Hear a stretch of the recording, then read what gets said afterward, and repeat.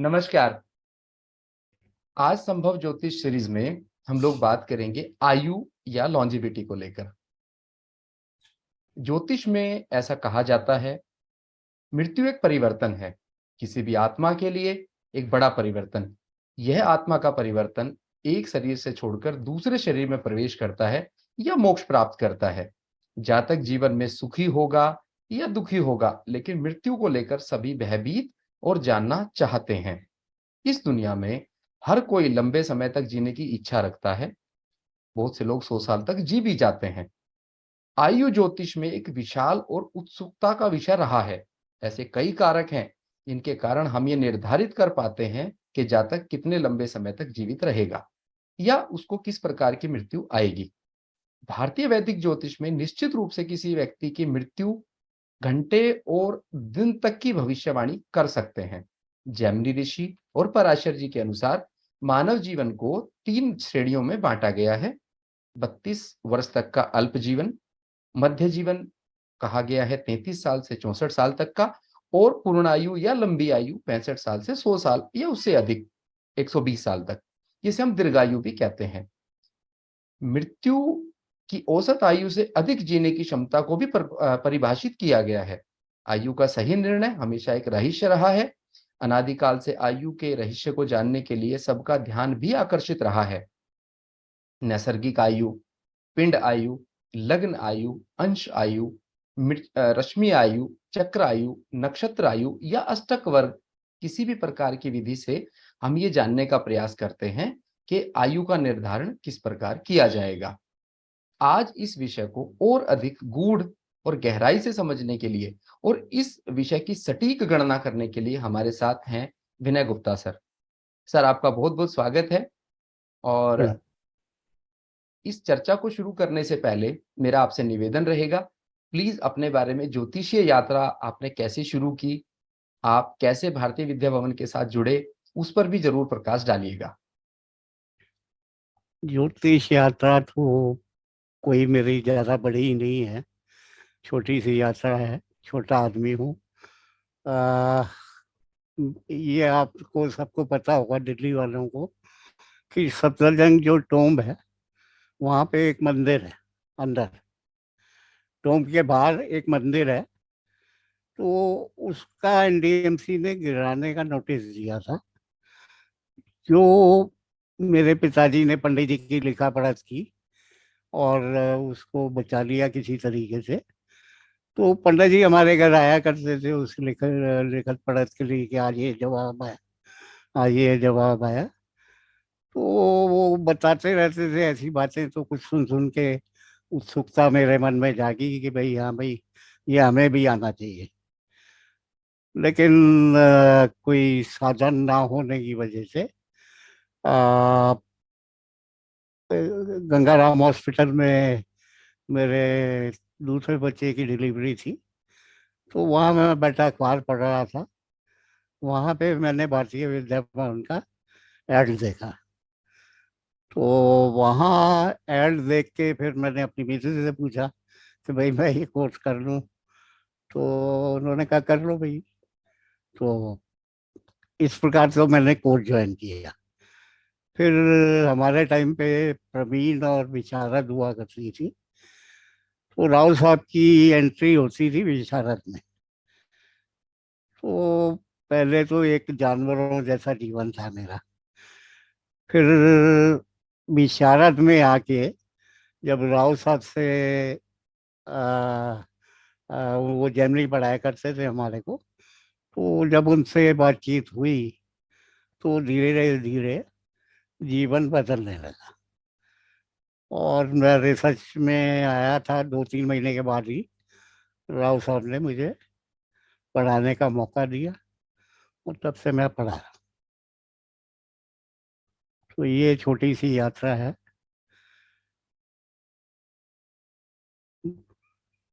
Sir, बहुत सुंदर। और हम आपका ज़्यादा समय ना लेते हुए अपने सेशन को शुरू करते हैं।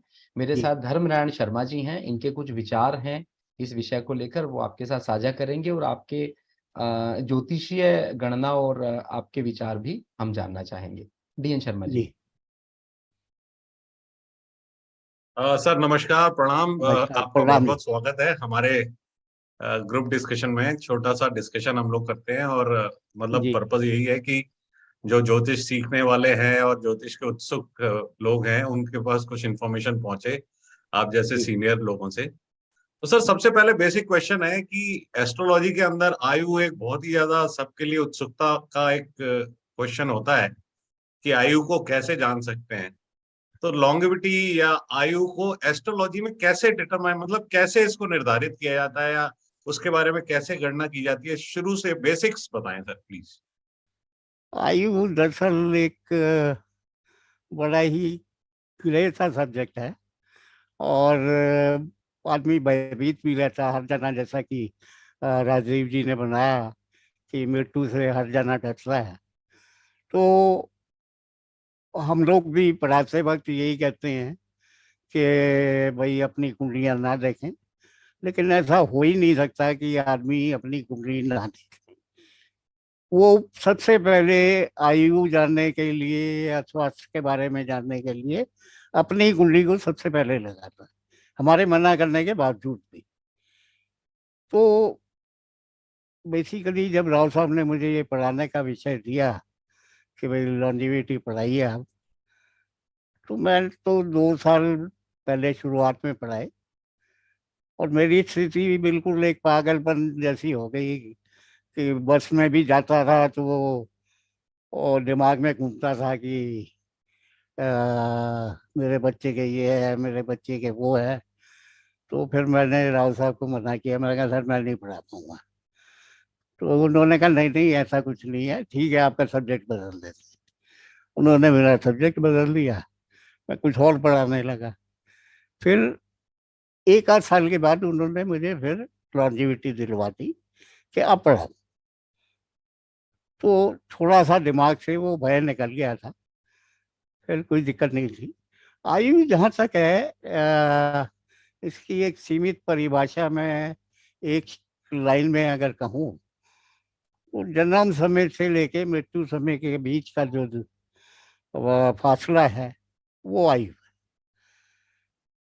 अब आयु गणना के लिए कई प्रकार की विधियां हैं और ज्योतिषीय कारण भी हैं। तो आप किसी भी कुंडली का विश्लेषण करके बता सकते हैं आयु के लिए।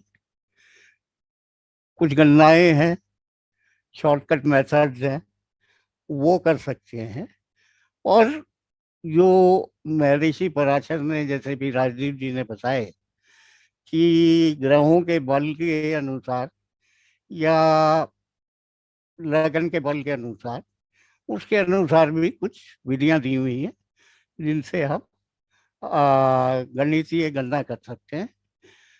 लेकिन कुछ स्नैपशॉट मेथड हैं जिसको देख के थोड़ा सा अंदाजा लग जाता है, लेकिन पूर्ण रूप से कहना कि ये पूर्ण रूप से ये विधियां बिल्कुल ठीक है, ये शायद ठीक नहीं होगा। लेकिन हाँ ये है कि 60% से ऊपर रिजल्ट आता है। तो इस प्रकार हम गणना भी कर सकते हैं और कुंडली के विश्लेषण से भी बता सकते हैं। लेकिन इस विषय में एक चीज और बता देता हूँ आपको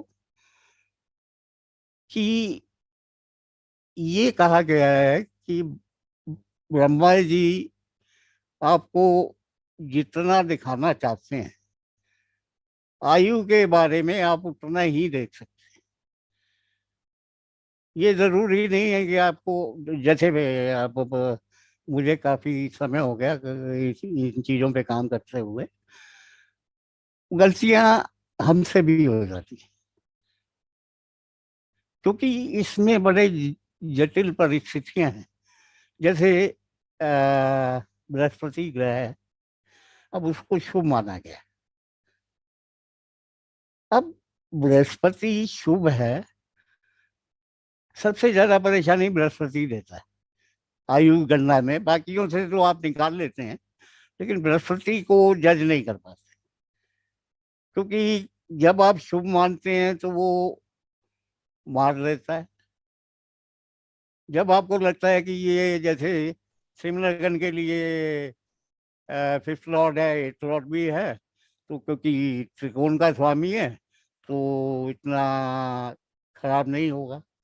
लेकिन वो शनि से भी बड़ा मारक बन जाता है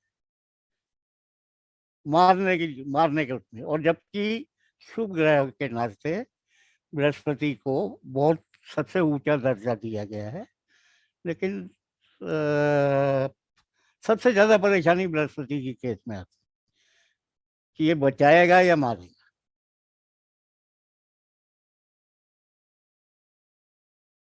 और इसी तरह से अच्छी और बुरी सेहत के कुछ कॉम्बिनेशन जिनसे कि आयु को कनेक्ट किया जा सके कि आयु अफेक्ट होती है या आयु कम होती है। बुरी हेल्थ के लिए क्या कॉम्बिनेशंस होते हैं जिनसे बुरी हेल्थ देखी जा सकती है, या कुछ ऐसे कॉम्बिनेशन जिनसे कि सेहत अच्छी रहेगी ये पता लगता है, उसके बारे में थोड़ा सा बताएं। ये जो आप कह रहे हैं ये बड़ा अच्छा सवाल है। और आयु के केस में या चिकित्सा ज्योतिष के केस में सबसे महत्वपूर्ण सवाल यही है कि आपकी जो सेहत सेहत कितनी ठीक रहेगी या कितनी खराब रहेगी। लेकिन सवाल ये है कि अगर सेहत ठीक होगी तो क्या उसके बाद भी मृत्यु नहीं हो सकती? हो सकती है, दुर्घटना के कारण हो सकती है, किसी अन्य वजह से हो सकती है। तो अगर सेहत ठीक है तो करीब करीब मेरा अंदाजा यह है कि 85% आपकी आयु लगभग पूर्ण आयु की तरफ जा रही। 15% का मार्जिन है क्योंकि उसमें आपका एक्सीडेंट भी हो सकता है कभी भी, तो एक्सीडेंट से भी मृत्यु हो सकती है। सेहत कितनी अच्छी हो लेकिन एक्सीडेंट से मृत्यु हो सकती है, मुंडेन कारणों से मृत्यु हो सकती है कि आप ऐसे इलाके में पहुंचे हैं, तूफान आ गया और सबको बहा के ले गया, उससे मृत्यु हो सकती है। तो अच्छे जो स्वास्थ्य के कारण मेरी समझ में है वो सबसे पहले लगन और लग्नेश को देखते हैं, क्योंकि यही एक पूरे क्या क्या क्या कहना चाहिए कि 12 घरों में और आपके जो उसका स्वामी है वो आयु के विषय में सबसे महत्वपूर्ण चीज है। क्योंकि देखिए 8वें भाव को जब आप बात करते हैं तो कहते हैं उसे आयु का भाव, जबकि वो है मृत्यु का भाव। और लगन है आपका आयु का भाव, जो आयु बताता है आपकी कि आपकी आयु कैसी होगी। तो अगर लगन बली होगा तो स्वास्थ्य अच्छा होगा। अब लगन बली होने के कई कारण हो सकते हैं कि लगन में कोई राजयोग बन रहा है, शुक्र दृष्टि दे रहे हैं, लग्नेश दृष्टि दे रहा है, या शुक्र लगन में बैठे हैं, जो प्राचीन नियम के अनुसार कई से कारण है कि केंद्र में शुक्र बैठे हों तो कुंडली मजबूत होती है। इसी प्रकार दूसरी चीज है कि लग्नेश का बली होना। उसमें लग्नेश का बली होना इसलिए जरूरी है क्योंकि भाव और भावेश ये आपके प्रारब्ध है। प्रारब्ध के रूप में, दशा के रूप में आपके पास आते हैं, तो इनसे नहीं बचा जा सकता। इनको बचाने वाले सिर्फ वही लोग हैं, आपके गुरुजन हो सकते हैं या योगी जन हो सकते हैं। क्योंकि भगवान ने तो कुंडली बना दी तो भगवान तो आप बचाएंगे नहीं, बचाने वाले हुए गुरुजन और योगी जन, जिनके पास ये ताकत है कि अपने ऊपर आपके कष्ट ले लें और आपको प्रारब्ध से मुक्ति करा सकें। लेकिन वो बहुत मुश्किल होता है कि कुछ कुछ लोगों को ऐसा हो जाता है। अब वो होना इसलिए संभव है कि हमारी आयु दरअसल सांसों के अंदर है कि हमें इतनी सांस लेनी है। वर्षों में नहीं है, वर्षों में तो हम कन्वर्ट कर लेते हैं, लेकिन इतनी सांस लेनी है। अब इसमें जो फ्री विल है वो इतनी है आपकी कि सांस का स्पैन बढ़ा सकते हैं आप, कि जो एक सांस लेते हैं, जैसे आप क्रियाएं करते हैं, सुदर्शन क्रिया करते हैं, सूर्य नमस्कार करते हैं, इससे क्या होता है, आपकी सांस लेने की स्थिति बड़ी हो जाती है। या ओम का भी उच्चारण करते हैं तो आप सांस को कंट्रोल कर पाते हैं। तो सांसें तो उतनी ही लेनी है आपने गिनती की जो निर्धारित है, लेकिन स्पैन बढ़ा है। अब स्पैन बड़ा होने से वर्ष बड़े हो जाएंगे आप। फिर लगन लग्नेश के बाद चंद्रमा को देखते हैं। चंद्रमा का बलवान होना, दरअसल चंद्रमा हमेशा ही बलवान रहता है। पक्ष बल में अगर आप देखें तो उसे एक रूपा बल हमेशा मिला होता है। अब बलवान होने को उसको क्या कहें, दिवाली और होली दोनों दिन उसका बल दो रूपा होता है। एक दिन पूर्णिमा है, एक दिन अमावस्या है, लेकिन फर्क ये है, एक दिन शुभ चंद्रमा है, एक दिन अशुभ चंद्रमा है। बस इतना फर्क है, लेकिन शक्ति बराबर है। अब वो बराबर की शक्ति बलवान होने का ये है कि चंद्रमा को अगर कई सारे शुभ ग्रह उससे संबंध बनाए तो चंद्रमा में बलशालीता आती है। या उस पर कोई पीड़ा ना चंद्रमा पे, क्योंकि एक रूपा बल तो उसे मिलता ही है। अब अगर पीड़ा नहीं है तो वो बलशाली अपने में है। चंद्रमा के बाद फिर आप केंद्र में देखेंगे कि शुभ ग्रह बैठे हैं या अशुभ ग्रह बैठे हैं। शुभ ग्रह बैठे हैं तो लगन बलशाली हो जाता है, अशुभ ग्रह बैठे हैं तो लगन को हानि पहुंचाते हैं।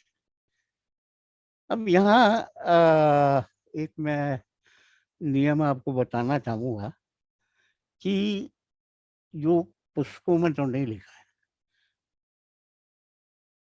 कि किसी भी भाव से अगर छठा और आठवां भाव मजबूत हो जाता है तो उस भाव को बल प्राप्त हो जाता है। तो अगर लगन से छठा भाव रोग का है, आठवां मृत्यु का है, अब अगर ये बलशाली हो जाएंगे तो आपका व्यक्तित्व मतलब आपका शरीर वो भी बलशाली हो जाए। तो अगर ये भी देखें तो इसको प्रयोग करके देखें कि किसी ना तो आ, शास्त्र में लिखा है ना किसी की पुस्तक में लिखा है। अब ये है कि भाई हमने करते करते करते करते ये एक नई एक डेफिनेशन निकाली है बलशाली होने के लिए। तो ये भी करके देखें, ये कहीं है नहीं। फिर हम देखेंगे सर्वाष्टक वर्ग में लगन और अष्टम में बिंदुओं का कैसा कैसे बिंदु मिले हुए हैं। क्योंकि अष्टक वर्ग में आप दो के कंपैरिजन में चलते हैं, अकेले नहीं देखना किसी भी भाव को, उसके साथ कंपैरिजन में एक भाव वो और लेना है जो भी चीज आप देखना चाह रहे हैं। तो लगन और अष्टम अगर दोनों बलशाली हैं, लगन अष्टम से बलशाली है, तो आपकी आयु लंबी है। फिर हम कारक देखेंगे। कारक में जैसे आत्म कारक को जेमिनी में बताया गया है कि लगन स्वरूपा उसे माना है, तो आपका जो क्या कहते हैं स्थिर आत्म कारक है वो सूर्य है, और जो भी आपका चर आत्म कारक बनेगा कुंडली के अंदर उसको भी आपको देखना है। तो अगर ये बलवान है तो आपका शरीर स्वस्थ है, बलवान है। और अंत में आयुष कारक की बात करें, शनि की बात करते हैं कि शनि अगर बलवान है तो उससे भी आपके शरीर को बलता मिलती है, और अगर शरीर बलवान है तो 85 से 90% आप पूर्णायु की तरफ जा रहे हैं। अब आप भारत में ही देख लें, बाकी अगर आप स्वीडन स्विट्जरलैंड में देखें, वहाँ की पब्लिक में 100 साल से ऊपर लगभग काफी सारे आदमी मिल जाएंगे, कि उनकी आयु ही 100 साल होती है। हमारे यहाँ पहले 63 वर्ष की मृत्यु दर अब 70 हो गई है, 70 के आसपास है, कि भाई हमारी भी मृत्यु की एक अनुमानित आयु जो है 70 साल है, क्योंकि मेडिकल साइंस में काफ़ी उन्नति है। तो इस प्रकार देखते हैं कि भाई अगर हमारा लगन लग्नेश वगैरह और जो मैंने और फैक्टर बताए, अगर ये बलवान है तो शरीर स्वस्थ है, अन्यथा अगर ये कमज़ोर है तो शरीर में बीमारियां या अन्य चीज़ें लगी। तो इस प्रकार इनकी बलता और क्या कहते हैं कमजोरी देखी जाती है। सर आपसे डिस्कशन में ऐसा मन कर रहा है कि आप हमें बताते जाएं और हम सुनते जाएं। आपका ये जो स्पेसिफिकली जो आपकी अपनी रिसर्च और आपका एक्सपीरियंस है, उसके बेसिस पे जो आप पॉइंट्स बता रहे हैं sir, these are highly valuable for us. और अष्टक वर्ग का मैं सवाल आपसे पूछने वाला था, आपने पहले ही उसे एक्सप्लेन किया। इसी तरह से मेरी एक जिज्ञासा है कि सर जेमिनी से भी क्या हम कैलकुलेट या अंदाजा या उसके लिए एक प्रिडिक्शन ले सकते हैं फॉर आयु एंड गुड हेल्थ, लॉन्ग आयु? मतलब जैसे अननेचुरल कारण अगर ना हो तो आयु इंसान को कितनी दिख रही है, पूर्ण आयु है, या ये जेमिनी से भी कुछ इसके ऊपर बताएं सर। हाँ, जेमिनी में एक स्नैपशॉट मेथड है, पराशरी में भी है, जिसको राव साहब ने शॉर्ट फॉर्म में पैम का नाम दिया। तो दरअसल वो है खंड, पूर्ण आयु, अल्पायु और मध्य आयु खंड। अब इसमें 3 प्रकार के सेट होते हैं, जैसे लग्न और चंद्रमा, लग्नेश और अश्मेश। लगन अब पराशरी विधि से आप करेंगे तो उसे बोलेंगे काल होगा लगन, लगन और काल होगा। और इसी में अगर जैमिनी ऋषि के अनुसार करेंगे तो लगन और वृद्धिकारी का होगा लगन। तो ये फर्क है। तो इन दोनों से मतलब पराशरी मेथड से मैं समझता हूँ कि 60 से 70% हमारा प्रतिशत ठीक आता है, और वृद्धिकारी का से अगर देखें तो करीब 70 से 80-82% ठीक आता है। अब क्योंकि ये बड़ी, इसमें आपको 6 जो 3 सेट में जो 6 उनके वो हैं फैक्टर्स हैं, उसमें 5 तो आपको पता ही है कुंडली के अंदर, एक निकालना होता है।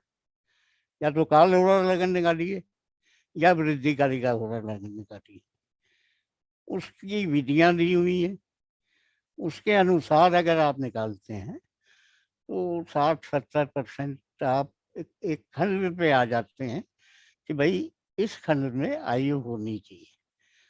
और एक जो मैंने भी देखा है, जो सबसे आसान है, कि लग्नेश, अश्मेश और दशमेश को देख लीजिए आप। अगर ये केंद्र में आते हैं तो पूर्ण आयु है, अगर ये पनफर में आते हैं तो मध्य आयु है, अपोक्लिप में आते हैं तो आपकी अल्पायु। तो जेमिनी ऋषि के ये पैम मेथड से आप कर सकते हैं। राव साहब ने इससे बड़ा अच्छा काम किया है और हम लोगों को जो सिखाया उन्होंने, और उनसे बढ़िया कोई बता नहीं सकता कि आप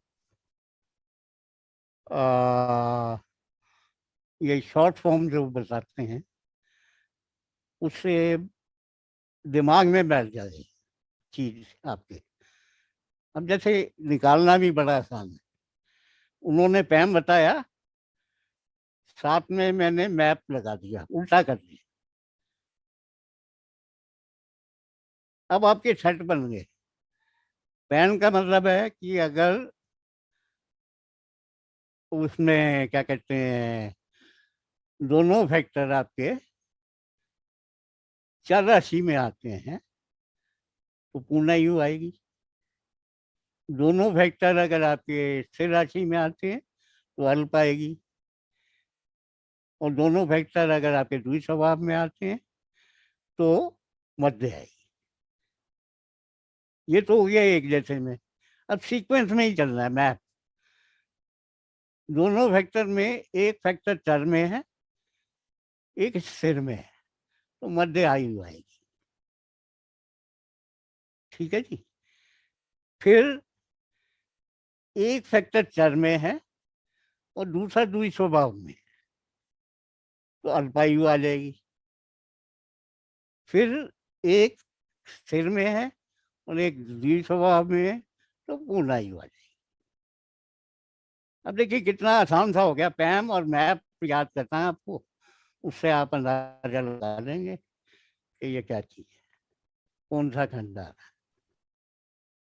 उसमें दो एक्सेप्शन हैं कि अगर चंद्रमा लगन और सप्तम में हो, और तीनों फैक्टर आपके अलग अलग, मतलब जो सेट बने हैं उसमें एक पूर्णायु बता रहा है, एक अल्पायु बता रहा है, एक मध्य आयु बता रहा है।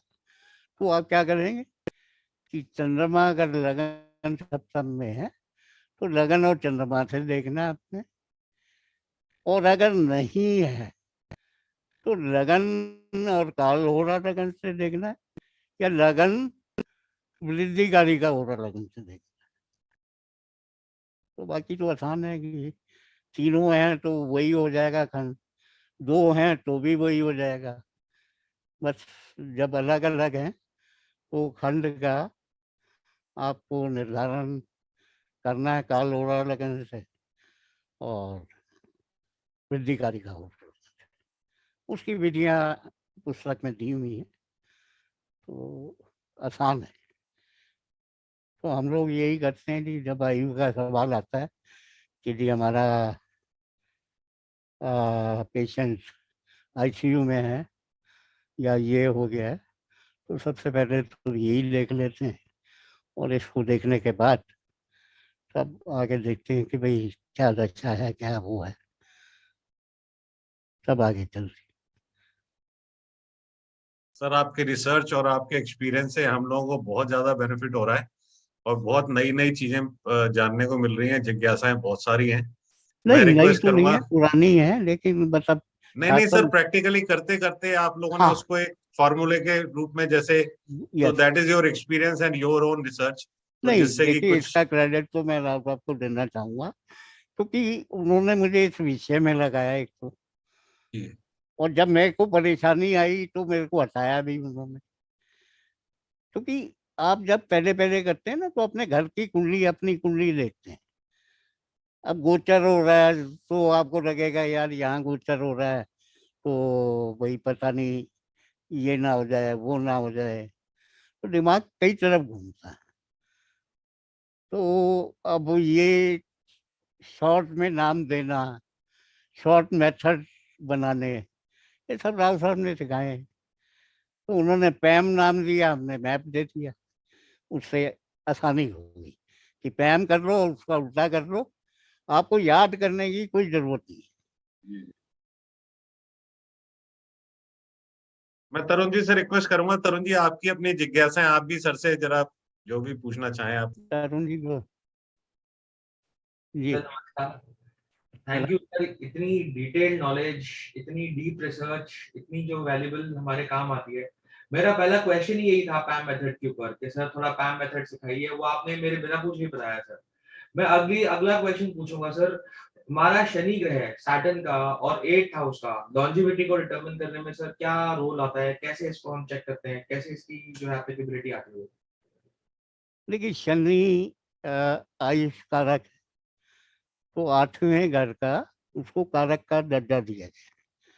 तो 3 चीजें हम देखते हैं जब पराशरी की बात करते हैं: भाव, भावेश और कारक।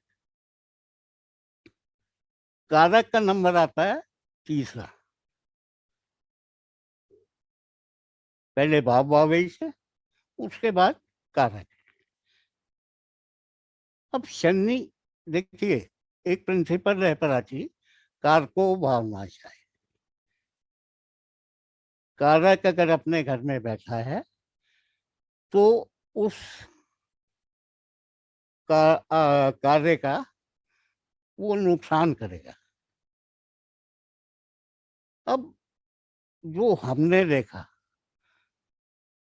कि कारक अगर बैठा है और उस पर पीड़ा नहीं है तो वो कोई नुकसान नहीं करता। कारको भावनाशय में जब तक पीड़ा नहीं है, नुकसान नहीं होता। फिर भी कुछ एक्सेप्शंस हैं। शनि उस एक्सेप्शन में आता है कि 8वें घर में अगर शनि बैठा है तो आयु लंबी है। लेकिन अब शनि को बलशाली होना चाहिए, पीड़ा में नहीं होना चाहिए, तभी आयु लंबी मानी जाएगी, अन्यथा नहीं। अब जैसे उदाहरण के तौर कारको भावनाशय भी बात आ गई है, तो मैं पंचम भाव का उदाहरण दूं तो बृहस्पति उसका कारक है संतान। अब लोग इंटरप्रिटेशन करते हैं जी संतान नहीं होगी। उस व्यक्ति को कन्या संतान तुरंत हो जाती है। पुत्र संतान में विलंब होता है, कन्या में कोई विलंब नहीं है। तो पहले तो आपको ये देखना है, और अगर उस पर पीड़ा नहीं है तो वो भाव का नाश भी नहीं करता। तो शनि कारक होने के कारण अगर बली शनि अष्टम में है तो आयु को लंबा माना है। लेकिन लंबा मानने से, क्योंकि शनि आयु लंबी देता है, तो लंबा होने से देखा यह गया है कि अंत के समय में वो व्यक्ति को आयु जो है वो फिर कष्टकारी होकर मिलती है, जो 90 के ऊपर की आयु है। तो आदमी मतलब फिर परेशान हो जाता है कि भाई अब तो मुक्ति मिलनी चाहिए। तो शनि के विषय में, शनि वैसे तो क्योंकि न्यायाधीश है तो सब चीजें नाप तोड़ ले देता आपको।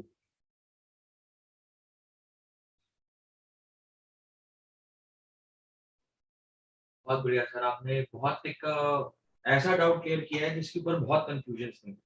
कारबोनाशाय भव के ऊपर तो बहुत सारे लोग जो है कभी कभी गलत इंटरप्रिटेशन भी या उसका एक अलग जी। तरीके से एस्पेक्ट भी बना लेते हैं, जिससे किसी प्रिडिक्शन में या किसी एक एनालिसिस को ड्राइव करने में उसके रिजल्ट के अंदर कभी कभी ना इतना एक्यूरेसी नहीं आती।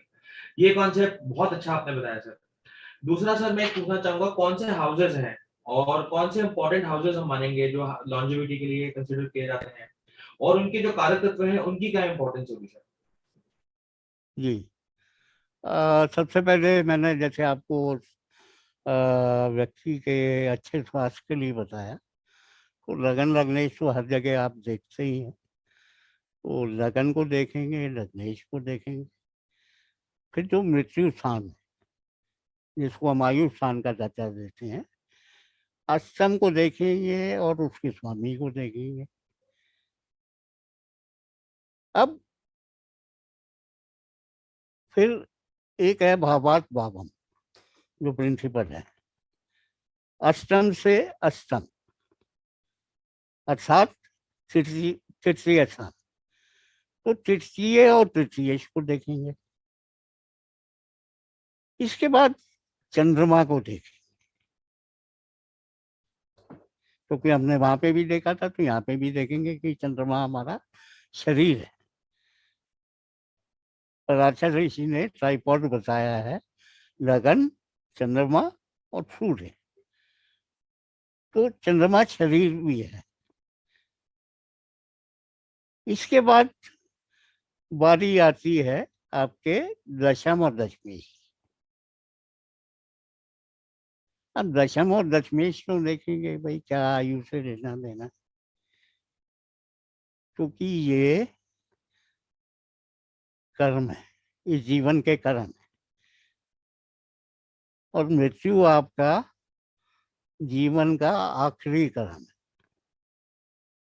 तो आखिरी सांस आपका आखिरी कर्म होता है। तो इसलिए पराशर ऋषि ने दशम और दशमेश को भी देखने को बोला है। और अंत में द्वादश और द्वादशी, इनको देखेंगे। अब इनके जो कारक हैं, आपने पूछा कि कारक का उसमें क्या रोल। देखिए,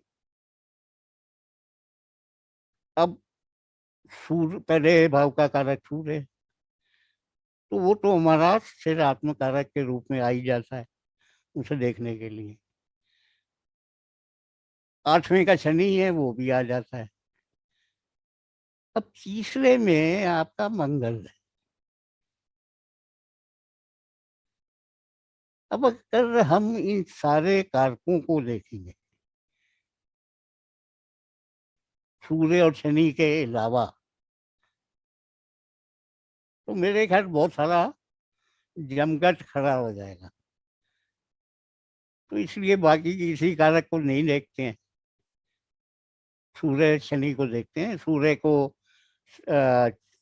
स्थिर आत्म कारक के रूप में, और आपके शनि को आयु के कारक के रूप में। बाकी अन्य किसी कारक को हम नहीं लेते हैं, क्योंकि उससे बड़ा ग्रे एरिया है। और जितनी आप फ्लेक्सिबल चीजें करेंगे, उतनी आसानी होती जाएगी और प्रिडिक्शन गलत होने के चांसेस बढ़ जाते हैं। तो राव साहब तो हमारे यही कहते हैं कि आपके पैरामीटर्स जो हैं रिजिड होने चाहिए। बहुत अच्छा सर। सर एक और चीज मैं पूछूंगा, जैसे गोचर बहुत लोग यूज करते हैं, एक डायनेमिक सिस्टम की तरह यूज करते हैं, तो कौन से गोचर हैं लॉन्जिविटी के लिए डेंजरस होते हैं, कौन से गोचर एक अच्छी लॉन्जिविटी को दिखाते हैं, कौन से गोचरों में हमको लगता है कि एक लॉन्जिविटी के ऊपर एक प्रॉब्लम आ सकती है, उस पर सर थोड़ा प्लीज बताइए। देखिए, ये एक बहुत ही अच्छा क्वेश्चन है आपकी तरफ से।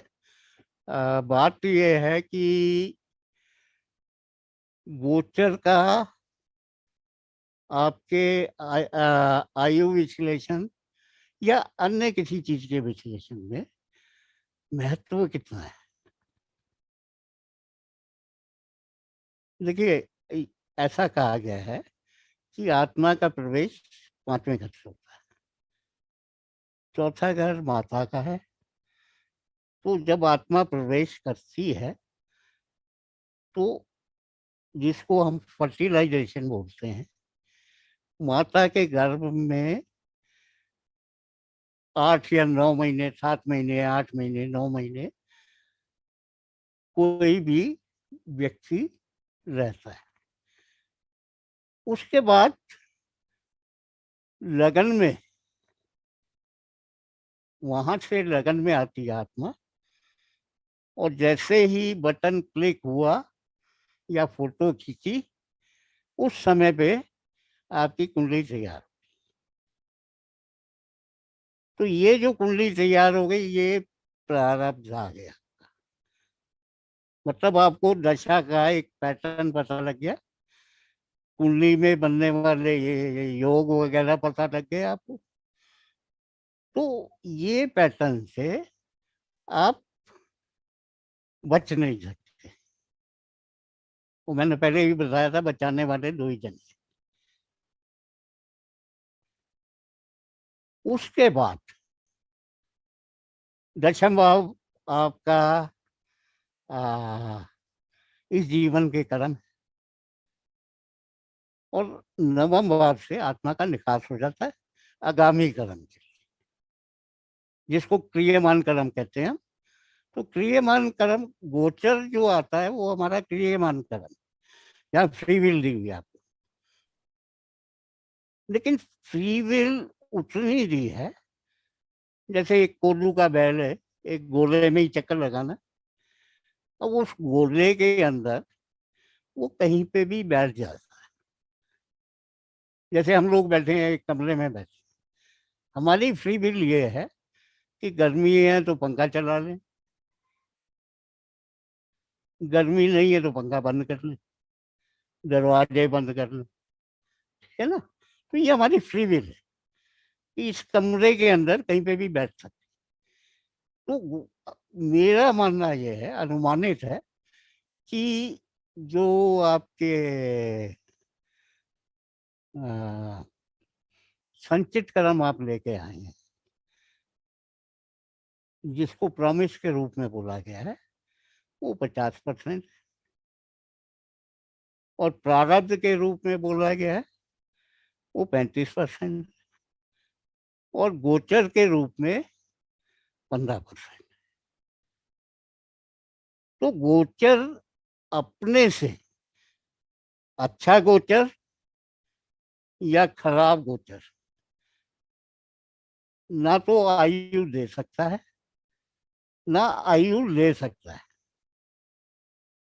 तो बिना दशा के, बिना प्रॉमिस के गोचर का बड़ा सीमित सा रोल है, क्योंकि प्रॉमिस होना जरूरी है और दशा आपकी दिशा है, तो दशा होना जरूरी है। अब आपने देखा हुआ है कि मंदिरों में हम जाते हैं तो वहाँ नवग्रह की मूर्तियां लगी हुई, सबके आगे लिखा होता है देवता, शुक्र देवता, चंद्रमा देवता, है ना। अब वैसे हम इन्हें मानते हैं कि ये फीमेल फीमेल वो है, लेकिन वहाँ देवता लिखा हुआ है। तो मन में ख्याल आता है, यार यहाँ देवता लिखा हुआ है, हम ये करते। तो उनका स्त्रियों के ऊपर आधिपत्य है, खुद स्त्री नहीं है वो, लेकिन स्त्रियों के ऊपर उनका आधिपत्य है। तो देवता लोग ये मनाए जा सकते हैं, इनको आप मना सकते हैं। लेकिन जो प्रारब्ध है आपका भावेश, ये नहीं मन सकते। ये तो जो लिखा के ले आए आप, वो तो भोग करना ही पड़ेगा, खुशी से करें या रो के करें, करना तो पड़ेगा। और क्रियमान कर्म जो कि जिसमें हमें फ्री विल मिली है, उसका दायरा बड़ा सीमित है। तो सीमित दायरे में आयु के विषय में कई बार आपने देखा होगा कि दशा भी नहीं है और गोचर आया और व्यक्ति की मृत्यु हो गई। अब जैसे अगर हम उस कुंडली को देखेंगे तो हमें लगेगा कि भाई गोचर का तो बहुत बड़ा रोल, लेकिन अगर हम उससे ऊपर निकली हुई दशा की बात करेंगे, दशा अंतरदशा प्रथंतर दशा की बात करेंगे, तो वो प्रॉपर दशा थी हमारी,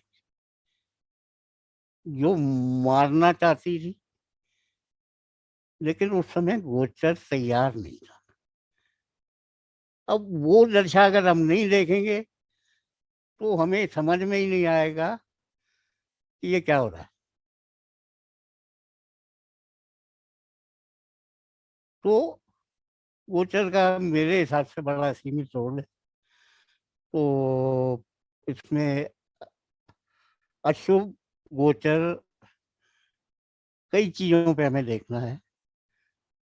मृत्यु भाग की मैं अपने दर्शकों को, आप अपने छात्रों को, सबको ये कहूँगा कि मृत्यु भाग की एक टेबल आप चाहे उसको लैमिनेट करा लें या कुछ कर लें, अपने पास हमेशा रखें,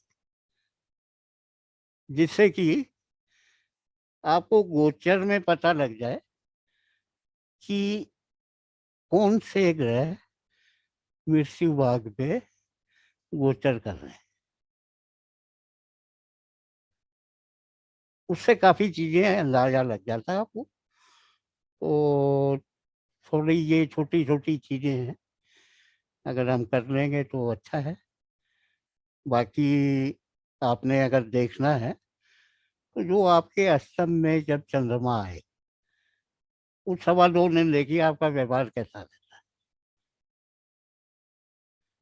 आप थोड़े, अगर आपके बिंदु बहुत ज्यादा अच्छे नहीं है तब आपका व्यवहार कैसा है। अगर बिंदु ज्यादा है तो आपका वो नेचुरली आपका वो भाव मजबूत है, तो इतना फर्क नहीं पड़ेगा। लेकिन अष्टम में चंद्रमा का बड़ा आसान सा प्रयोग है, 2.25 दिन के लिए आएगा, देख लीजिए।